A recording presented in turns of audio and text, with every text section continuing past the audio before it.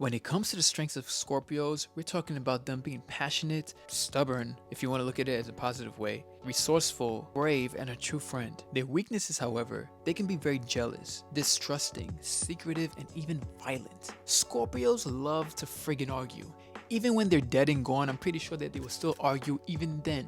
They can be stubborn and difficult to control. Secrets is something that you do not have to worry about being leaked. They would keep it with them at all times. They're like a friggin' safety vault of secrets. They know what they want and what they don't want. So if they don't like you or something, they will let you know. They will make it very clear. Setbacks doesn't faze them at all. They know that they can bounce back in a matter of time.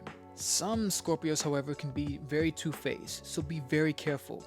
On the flip side, they can be so loyal to the ones that they want to be loyal with. These people can be so smart, yet so mysterious at times. I hope that you guys enjoy this quick bada bing bada boom toot boom boom type style of content. If so, I have the other zodiac signs in the exact same format, so do check it out. If you want to see something that's a little bit more in depth, I have a whole playlist describing each of the zodiac signs. Check that out too if you want. But until next time, matane.